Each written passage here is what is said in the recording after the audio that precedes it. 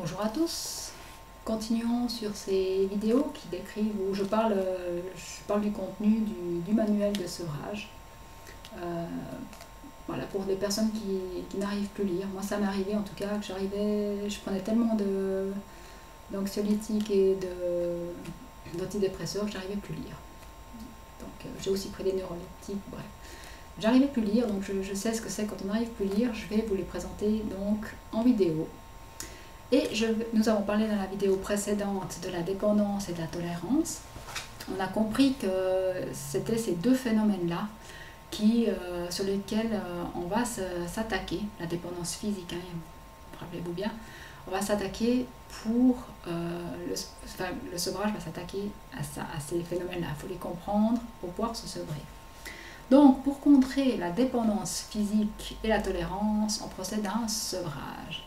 Le sevrage, c'est de diminuer méthodiquement, systématiquement et régulièrement la quantité de substances prises pour diminuer l'action de ces substances dans le corps. Alors, pour pouvoir faire un sevrage, il y a encore d'autres concepts à comprendre, notamment le concept de dose. Qu'est-ce que c'est une dose? Alors, la dose, c'est la quantité précise qui vous sera administrée par jour. Donc, on parle de... Cette quantité est généralement exprimée en milligrammes, mais elle peut être exprimée en nombre de gouttes, en millilitres, en nombre de comprimés, en nombre de gélules, en nombre de billes. Donc voilà, vous allez avoir, c'est la dose qui est administrée. C'est la dose que vous allez prendre. Je me suis trompée. La dose par jour, ça s'appelle la dose journalière. La dose, c'est ce qu'on va vous administrer. Voilà, une fois on vous administre une dose, c'est le nombre de milligrammes, de millilitres, de gouttes qu'on vous administre. La dose journalière, c'est la dose que vous allez prendre en 24 heures. Alors, vous pouvez la prendre en plusieurs fois. Donc il y aura plusieurs prises, mais c'est dans la journée quelle est la dose totale. Si vous additionnez le nombre de milligrammes pris par prise, ça vous donnera la dose journalière. Ensuite, pour prendre un exemple, si j'ai une dose journalière de 6 mg, mais que je la fais en 3 prises, je prendrai une fois le matin, une fois à midi, une fois le soir, j'aurai une prise de 2 mg le matin, de 2 mg à midi et de 2 mg le soir. Ça fera 3 prises de 2 mg dans une journée, ce qui fera une dose journalière de 6 mg. La dose en cours, c'est la dose que vous prenez actuellement, qui vous est actuellement prescrite. C'est la quantité que vous prenez par jour.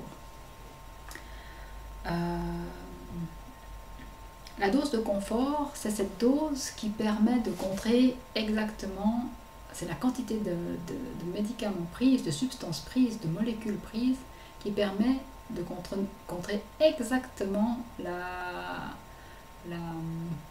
réaction du corps. Des fois, elle est même un peu en dessus parce qu'on appelle zone de confort parce que vous n'avez pas les symptômes, enfin les manifestations de la réaction du corps. Vous n'avez pas les manifestations du manque. Je vous renvoie à la vidéo précédente sur la dépendance et la tolérance pour comprendre ce que je fais avec mes mains. Pour comprendre la tolérance. La tolérance, je vous renvoie à la vidéo précédente parce que j'ai fait une longue explication. Mais en quelque sorte, c'est vous entrez en tolérance lorsque la réaction du corps est plus forte que l'action du produit. Donc la dose de confort, c'est quand soit la réaction du corps contre exactement l'action du produit, donc la quantité prise de médicaments permet de contrer exactement la réaction du corps, ou vous êtes un petit peu en dessus, vous prenez une quantité de produit qui est un tout petit peu en dessus de la réaction du corps, donc ça contre la réaction du corps. Donc ça c'est la dose de confort, vous ne sentez normalement pas de symptômes de manque, puisque la quantité prise de médicaments produit une action qui est exactement égale ou un petit peu en dessus à la réaction du corps. La dose à prendre, c'est la dose que vous allez prendre après avoir fait votre diminution journalière. Donc ça c'est pour le sevrage, je vous renvoie au manuel pour ces termes techniques. Et le sous-dosage, c'est quand vous prenez une dose qui est inférieure, une dose de produit qui ne permet pas à l'action du produit de contrer la réaction du corps.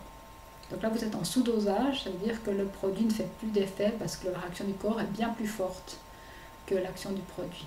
Donc là, il faudra remonter à la dose de confort, on vous expliquera, pour contrer exactement la réaction du corps. Un autre point, c'est la forme galénique du médicament. Donc c'est la forme sous laquelle va être conditionnée la substance. Il y a une molécule chimique qui va être proposée par les laboratoires, mais ils vont la proposer soit sous forme de gouttes, soit sous forme de comprimés, soit sous forme de gélules, soit sous forme de gélules à libération prolongée, à libération retardée. Donc c'est la forme sous laquelle la substance va être conditionnée pour vous être proposée.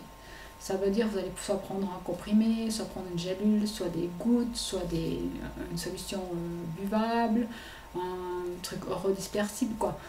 Voilà, c'est les substances, c'est la forme sous laquelle la substance vous est proposée.